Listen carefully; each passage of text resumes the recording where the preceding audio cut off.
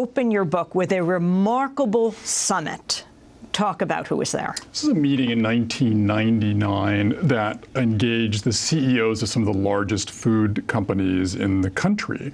And they were presented with a vivid picture of the emerging obesity crisis. And what really amazed me about this meeting when I found out about it and found the records to it and talked to some of the people who were present is that it was none other than one of their own, a senior executive at Kraft, who basically laid the emerging obesity crisis at the feet of the processed food industry and pleaded with them to do something collectively to turn the corner.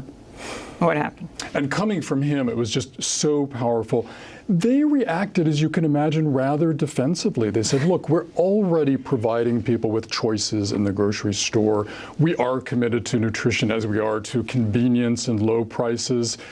Frankly, they were worried about the lost millions in sales if healthier products they created weren't as attractive as the ones they do make. Talk about the CEO who basically ended the meeting. The head of General Mills made all of these points and was especially, I think, aghast at being blamed for the obesity crisis. Because again, he felt that in the cereal aisle, for example, General Mills was providing Cheerios with low amounts of sugar, and he didn't see a need to down-formulate, if you will, all of the products in the grocery store in order to deal with this obesity crisis, which you have to remember back in '99 was not as grave as it is today. And of course, the obesity crisis, I mean, in their terms, is about lawsuits, class action lawsuits. What does obesity mean? Why is this such a critical issue? Well, yes and no. The Kraft official who raised this back in 1999 was actually very deeply and sincerely concerned about the health effects on people and not so worried about litigation. What this did, though, mean to the companies, though, was what I write about in the book, which I have to tell you, Amy, was a bit of a detective story. I managed to come across a trove of internal documents that enabled me to get insiders to talk. And when they did, what it showed was that salt, sugar, fat are the three pillars, the holy grail, if you will, on which the food industry survives. And through their research, they know that when they hit the perfect amounts of each of those ingredients, they'll send us over the moon. Products will fly off the shelves. We'll eat more. We'll buy more. And being companies, of course, that they will make more money. Name names and talk about examples of the weaponizing of salt, sugar, and fat. One of the legendary senior scientists for the food industry, Howard Moskowitz, walked me through his creation recently of a new soda for Dr. Pepper, a new flavor line. And it was amazing how much effort went into that.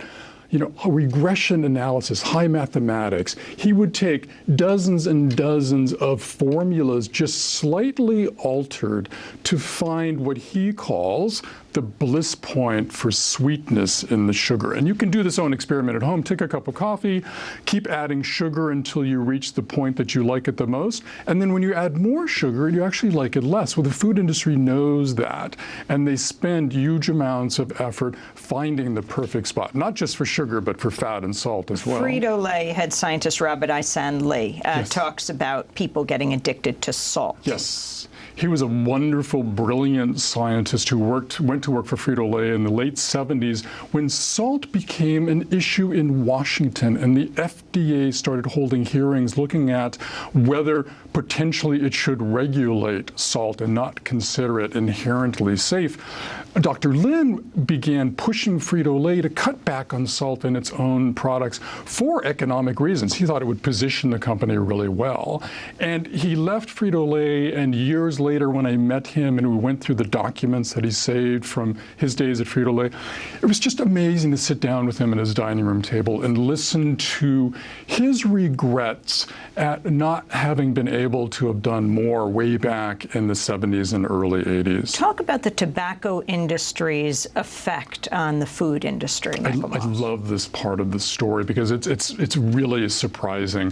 Philip Morris became the largest food manufacturer in the United States starting in the late 80s when it acquired General Foods and then Kraft. And as you can imagine, for the first decade of that ownership, it pushed the food managers to do everything they could to sell their products. But starting in the late 90s, when Philip Morris came under increasing pressure for nicotine and tobacco, and it was the first tobacco company to acknowledge, or rather to accept, the idea of government regulation, the Philip Morris officials turned to their food people and said, you guys, and this is private, of course, you guys are going to face the same issue we're facing over nicotine with salt, sugar, fat, and obesity. And they began nudging their food managers to start thinking about ways to ease back on their dependence on those three ingredients.